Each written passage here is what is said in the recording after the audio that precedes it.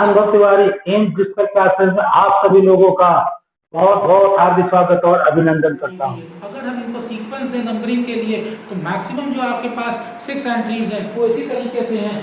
Increase या तो assets आपकी इंक्रीज हो रही होगी, डिक्रीज या तो एसेट्स आपकी डिक्रीज हो रही होगी, कौन सी रिकॉर्डेड। लायबिलिटीज या तो इंक्रीज हो रही होगी या तो लायबिलिटीज डिक्रीज हो रही होगी, कौन सी रिकॉर्डेड।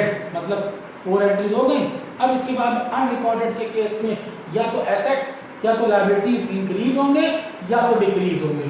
यहाँ पर एंट्री नंबर 5 और एंट्री नंबर 6 ये आपकी बेसिक 6 एंट्रीज होती है। इसी में ही पूरी रिवैल्यूएशन की एंट्री आ जाती है। अब आता हूँ मेन क्वेश्चन में। सर ये +1 क्या चीज है? बेटा +1 कभी भी क्वेश्चन में गिवन नहीं होता, ये इन एंट्रीज का इंपैक्ट होता है। इसका मतलब होता है बैलेंसिंग। तो जब आप रिवैल्यूएशन अकाउंट को बैलेंस करते हैं तब उससे जो रिजल्ट निकल कर आता है उसको मैंने 7 वाली कंडीशन में रखा है। 6+1 मतलब एंट्री नंबर 7। यहाँ पर ध्यान दीजिएगा, इन दोनों में एक ही एंट्री हो सकती है, दोनों नहीं हो सकते। एक कलर हो सकता है आपको डिफरेंशिएट करना सिखा दे, या तो प्रॉफिट होगा या तो लॉस होगा। कभी भी रिवैल्यूएशन के एक क्वेश्चन में प्रॉफिट या लॉस दोनों चीजें नहीं हो सकती। बैलेंसिंग होगी या तो प्रॉफिट या तो लॉस। ओवरऑल ये 7 रूल्स हैं जिनके ऊपर हम लोग इन एंट्रीज को देखेंगे। तो ये कंप्लीट। अब हम आते हैं एडजस्टमेंट नंबर 5 के ऊपर।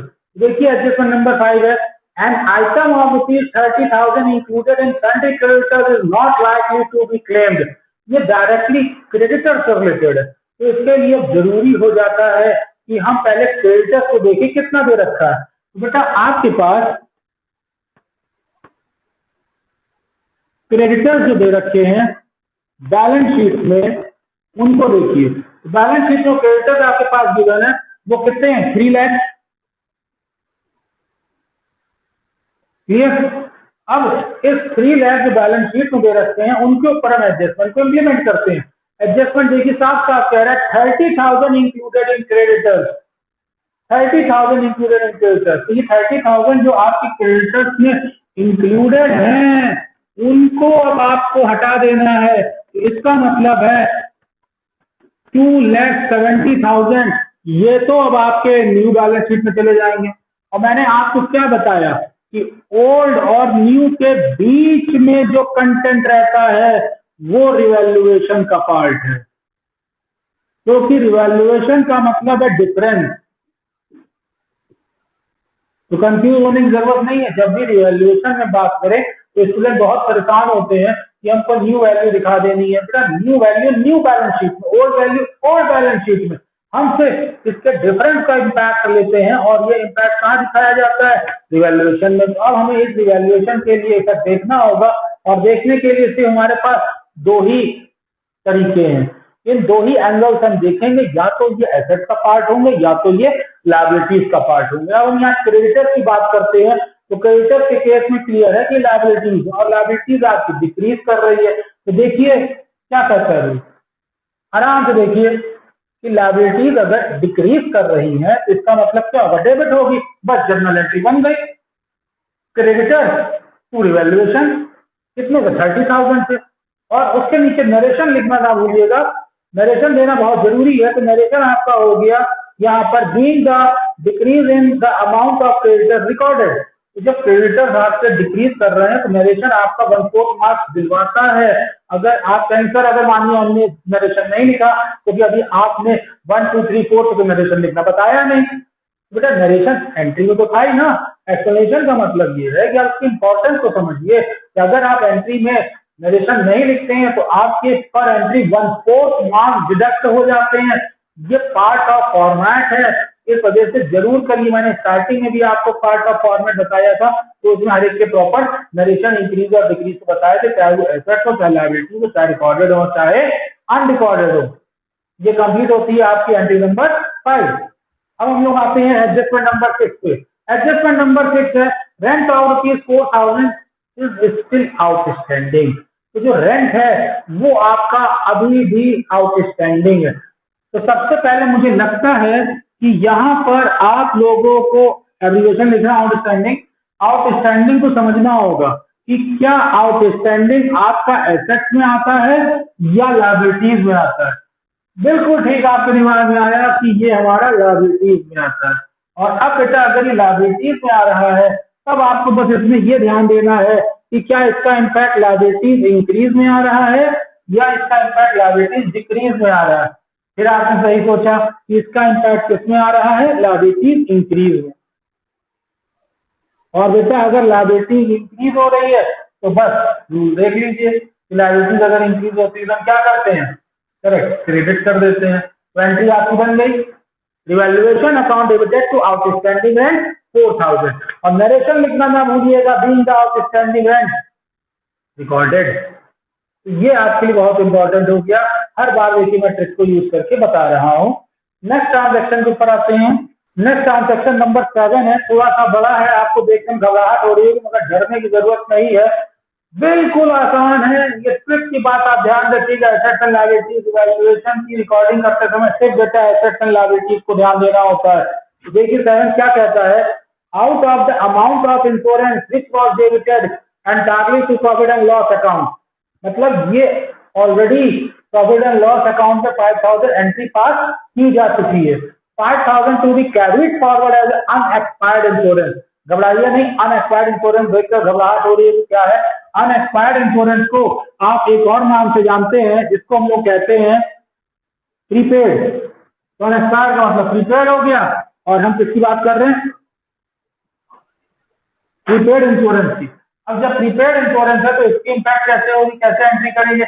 एंट्री करने से पहले आपके माइंड में एक चीज क्लियर हो जानी चाहिए कि ये हमारे लिए एसेट्स है या लायबिलिटीज है। आप जानते ही हैं कि ये क्या है, एसेट्स है। अब बेटा अगर ये एसेट्स है तो एसेट्स में आपको ये इम्पैक्ट देखना होगा कि ये एसेट्स में क्या हो रहा है, ये एसेट्स में डिक्रीज हो रहा है या ये एसेट्स में इंक्रीज हो रहा है। बिल्कुल ठीक, ये प्रीपेड एक्सपेंसेस आपका इंक्रीज हो रहा है, और अगर इंक्रीज हो रहा है तो क्या रूल करेंगे, ट्रिक देख लीजिए। अगर एसेट्स आपकी इंक्रीज करती है तो आप क्या करते हैं, एसेट जैसे ही इंक्रीज करेगी तो आप उसको क्या करेंगे, यस डेबिट करेंगे। तो यहाँ पर आप जब एंट्री पास करोगे prepaid insurance account debited to revaluation account, तो यहाँ पर प्रीपेड इंश्योरेंस अकाउंट को डेबिट कर दोगे और टू रिवैल्यूएशन 5000, और फिर उसका नरेशन जरूर लिख लीजिएगा, being the prepaid insurance recorded. Complete हो गया, बहुत ही आसान है, घबराने की जरूरत नहीं, बस ट्रिक को दिमाग में रखिए तो ट्रिक की हेल्प का काम हो जाएगा। नेक्स्ट ट्रांजेक्शन पे हम लोग आते हैं पॉइंट नंबर 8।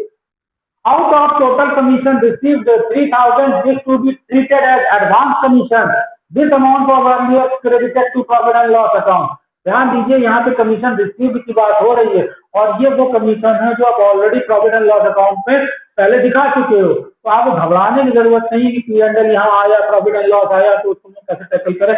बस इस जगह पर आप इस टर्म को समझिए कि कमीशन रिसीव्ड आपने कर रखा है, वो आपके लिए एसेट है या लायबिलिटी। अब कमीशन रिसीव्ड इन एडवांस होता है, और commission in received in advance को या तो हम एसेट कहेंगे या तो लायबिलिटीज कहेंगे। तो रिकॉग्नाइज करना बहुत जरूरी होता है, अगर आपने गलती से एसेट कर लिया, लायबिलिटीज कर लिया तो बेटा एंट्री गलत हो जाएगी। कमीशन रिसीव्ड इन एडवांस बिल्कुल सही आपके दिमाग में आता है कि आपके लिए क्या है, लायबिलिटीज है। और अगर लायबिलिटीज है तो फिर दो बातें होंगी, या तो ये इंक्रीज कर रहा होगा या तो ये डिक्रीज कर रहा होगा। तो यहाँ पर देखिए खुद ही टर्म कह रहे हैं कि आपकी लायबिलिटीज इमीडिएटली इंक्रीज कर गई है। अगर आपने commission received in advance terminology को देखा और उसमें थोड़ी घबराहट है, मगर ये तो आप समझ गए कि लायबिलिटीज है और लायबिलिटीज आपकी इंक्रीज कर रही है। बेटा जैसे ही लायबिलिटीज इंक्रीज करती है तो आप क्या करते हैं, जनरल एंट्री फिर देखिए लायबिलिटीज इंक्रीज करी तो क्या करेंगे, क्रेडिट करेंगे, बस एंट्री बन गई, revaluation account debited to commission received in advance 3000। आपको बस ये लिख देना है, आपके नंबर पक्के हो जाएंगे। अब लोग आते हैं नेक्स्ट ट्रांजेक्शन पे, पॉइंट नंबर 9 है, and unaccounted accrued income of ₹1000 be provided for. तो यहाँ पे तब आपको कंफ्यूज करेगा, वो अनरिकॉर्डेड अक्रूड इनकम की बात करेगा। तो मैंने आपको ऑलरेडी बोला था कि जर्नल एंट्री करते समय रिवैल्यूएशन पे आपको रिकॉर्डेड और अनरिकॉर्डेड टर्म्स भी आएंगे। तो यहाँ पे अनरिकॉर्डेड है, कंफ्यूज होने की जरूरत नहीं है, अनरिकॉर्डेड को आप एक तरफ रखिए। प्रॉब्लम कहाँ होगी आपकी, अक्रूड इनकम पे। तो आपके लिए जरूरी है कि पहले आप अक्रूड इनकम जो है उस टर्म को पहचाने कि ये आपके लिए एसेट है या लायबिलिटीज है। अब आपके दिमाग में आ जाता है कि एसेट, बिल्कुल सही आपके माइंड में आया, एसेट है। जैसे ही एसेट है तो ये देखना होगा कि ये एसेट इंक्रीज कर रहा है डिक्रीज कर रहा है। तो आपने बिल्कुल सही सोचा कि ये इंक्रीज कर रहा है। तो आप जान गए कि एसेट आपकी इंक्रीज कर रही है। तो जैसे एसेट इंक्रीज कर, ट्रिक पर देखिए, सीधा सिंपल सा ट्रिक है। देखिए एसेट इंक्रीज करती है तो आप क्या करते हैं, यस डेबिट, तो बस क्या करना, डेबिट कर दीजिए। तो एंट्री बन गई आपकी, approved income account debited to revaluation account 1000। Narration लिखना ना भूलिएगा, being the approved income recorded. हर एक एंट्री डायरेक्टली लिंक है स्ट्रिक्ट के ऊपर, एसेट और लायबिलिटीज ही है, चाहे वो रिकॉर्डेड हो चाहे अनरिकॉर्डेड हो। यहाँ पर ये क्या था, अनरिकॉर्डेड था। तो कंफ्यूज होने की जरूरत नहीं है, बस ये देखिए कि भले ही वो अनरिकॉर्डेड एसेट हो मगर रूल तो एसेट से ही लगेंगे। अगर एसेट यहाँ पर इंक्रीज होता है तो जनरल एंट्री के लिए उसको डेबिट करिएगा, और एसेट अगर डिक्रीज होता है तो जनरल एंट्री के लिए उसको क्रेडिट करिएगा।